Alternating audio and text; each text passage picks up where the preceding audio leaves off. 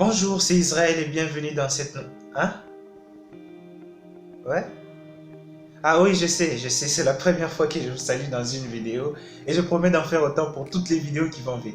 Alors je prends ce moment pour dire que tout va bien pour moi et j'espère que vous aussi. Je suis content de vous retrouver pour cette toute nouvelle vidéo. Et avant de commencer, je vous invite à vous abonner à la chaîne si ce n'est pas encore fait, à activer la cloche des notifications pour être toujours le premier à recevoir des nouvelles notifications.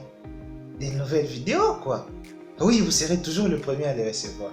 Vous savez, quand quelqu'un a parcouru un long chemin, il a surmonté des épreuves, il a parcouru toutes sortes de difficultés et qu'il parvienne à s'en sortir à la fin.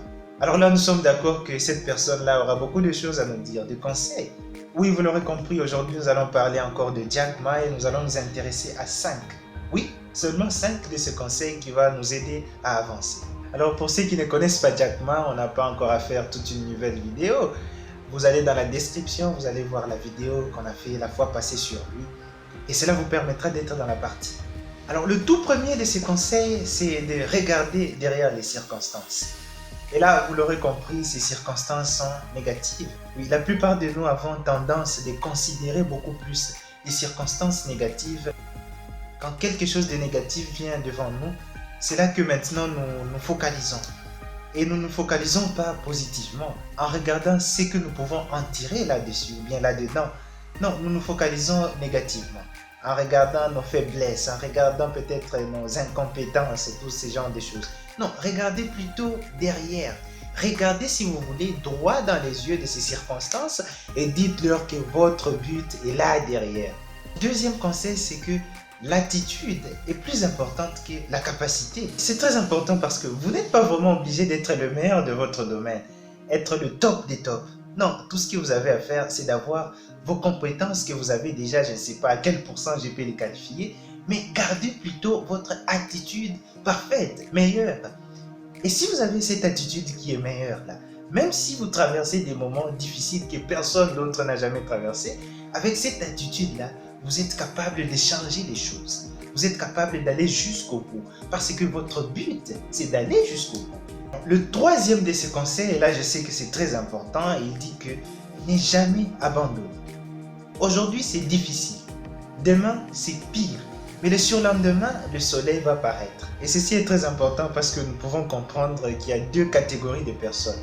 Il y a ces personnes-là, quand ils ont beaucoup échoué, ils ont tout fait, ils n'y arrivent pas, ils commencent à penser que la réussite, c'est une question de prédisposition, une question de qualité de naissance, ou peu importe les termes que vous voulez utiliser. Mais il y a aussi cette personne qui connaît que la réussite, ce n'est jamais abandonner, c'est de continuer à avancer, malgré l'adversité, malgré que tout semble s'arrêter, il faut toujours avancer. Donc n'abandonnez jamais, même si aujourd'hui c'est pire, et que demain est plus pire, vous savez que vous n'avez pas assez de lumière devant vous. N'abandonnez jamais, le soleil est là derrière. Le quatrième de ces conseils, c'est d'imaginer le futur. Bien sûr, c'est très important. On ne peut pas prédire le futur, on ne peut pas prédire ce qui va se passer même dans 2 heures, mais on ne peut pas non plus s'empêcher d'imaginer. Vous pouvez vous imaginer qu'est-ce que vous voulez devenir dans le futur. Qu'est-ce que vous deviendrez quand vous aurez réussi? Qu'est-ce que votre famille deviendra? Vos connaissances, vos proches? Comment est-ce que votre vie sera? Et là, je peux vous garantir que ceci est vraiment un moteur de motivation. Parce qu'à chaque fois que vous serez peut-être démotivé, vous pouvez commencer à imaginer votre futur. Et vous allez voir que vous serez motivé à continuer. Alors, le cinquième et le dernier de ces conseils, il dit que la chose la plus importante que vous devriez disposer, c'est la patience. Et là, on n'a pas à en faire toute une vidéo parce qu'on en a déjà fait sur ça. Vous pouvez la retrouver dans la description. Tout ce que je dois vous dire, qu'il existe 2 catégories de patience. Il y a celle qui est passive et celle qui est active. Et moi, je vous conseille d'être actif parce que quand vous êtes actif dans votre patience, bien sûr que vous attendez, mais vous êtes en train de faire en sorte que les choses se déroulent dans votre faveur, que les choses viennent vers vous, que vous puissiez plutôt aller vers les choses.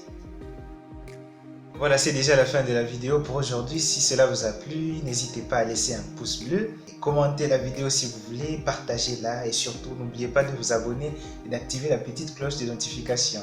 À bientôt.